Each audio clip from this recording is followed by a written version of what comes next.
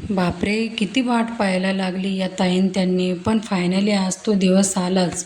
तो म्हणजे आज माझ्या दोन्ही बहिणी माझ्या घरी आलेल्या होत्या. 2 बहिणी आणि दोघी बहिणीचे 2-2 मुलं. मोठ्या ताईला 1 मुलगी आणि 1 मुलगा आहे, तर छोट्या ताईला 2 मुलं आहेत. आणि बहिणीच्या घरी येताना कधी रिकाम्या हाताने येईल असं कधी होतं का? तसंच माझ्या बहिणीने त्यांनी पण माझ्यासाठी भरपूर असे सामान आणले होते. आणि त्यांना रात्री गाडी उशिरा झाली होती, म्हणून बघू शकता तुम्ही रात्रीचे 2 वाजले होते. त्यांच्यासाठी स्वयंपाक वगैरे बनवला होता, पण त्यांना खूप उशीर झाला होता म्हणून जेवायचं नव्हतं. मग काय गरम गरम चहा केली आणि मुलांसाठी काही पॉपकॉर्न केले. पॉपकॉर्न वगैरे बनवले, सर्वांना चहा दिला आणि मस्त अशी गप्पा मारायला बसलो आम्ही. रात्री एवढा उशिरा झाला होता तरीसुद्धा कोणालाच झोप येत नव्हती, कारण की खूप दिवसांनी भेटलो ना, असंच बोलण्यात टाईमपास केला.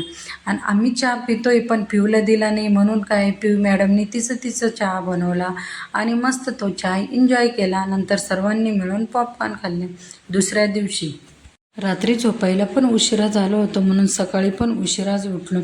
उठल्यावर आंघोळ वगैरे केले आणि देवपूजा करून नाश्त्याच्या तयारीला लागली होती.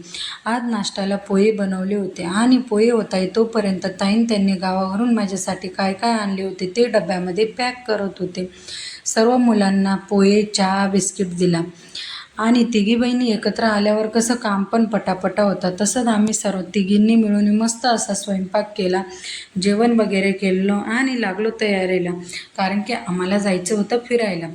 आता तिघी बहिणी भेटल्या म्हणजे मग आम्ही काही शांतता बसणारच नाही, कारण की बहिणी भेटल्या की सर्वात पहिले आठवण येते ती म्हणजे शॉपिंगची. तर आम्ही कुठं चाललोय ते सांगतेच, पण रस्त्याला भूक लागली होती म्हणून मस्त अशी दाबेली एन्जॉय केली आणि परत प्रवासाला सुरुवात केली.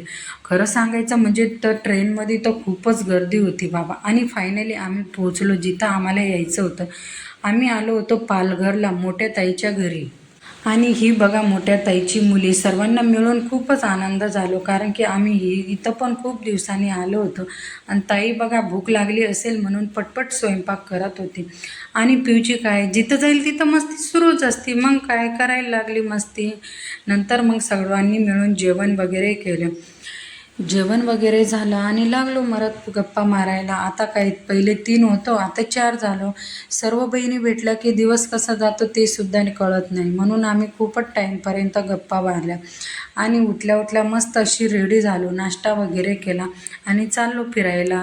आता कुठं चाललो ते तर सांगतेच, पण सर्वांना नाश्ता केला आणि आज फक्त मुलं घरीच होते. आज आम्ही 4घी बहिणीत फिरायला जाणार होतो. मग काय मस्त अशा रेडी झालो आणि निघालो सवारी.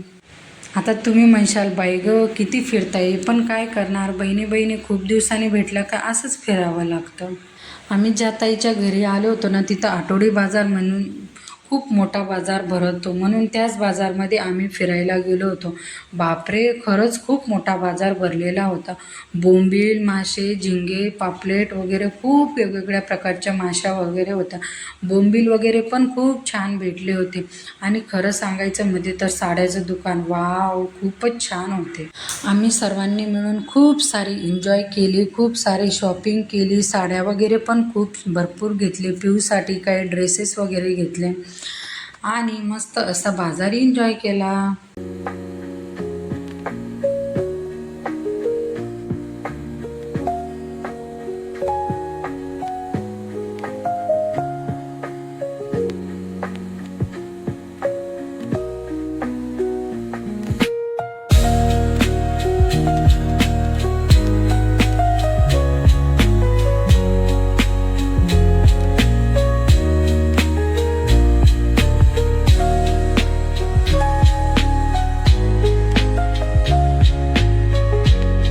सध्या ना ऊन खूपच जास्त आहे, त्याच्यामुळं मी पिऊला घरीच ठेवून आली होती. तिला उन्हामुळे आणलेच नाही आणि लगेच फोन आला की पिऊ खूपच रडते, कारण की तिला एवढा टाईम कधी मी एकटी सोडलेच नाही ना. मग काय घाईघाईने परत आलो, ड्रेस वगैरे चेंज केलं, मस्त फ्रेश झालं आणि आता काही शॉपिंग केली आणि ते घरी येऊन पटकन बघणार नाही असं तर कधी होणारच नाही. मग काय आल्या सर्व शॉप पाहायला लागलो. आम्ही इथं साड्या त्या बघत होतो आणि सर्व मुलं म्हणून मस्त असे लुडो खेळण्यात बिझी झाले होते.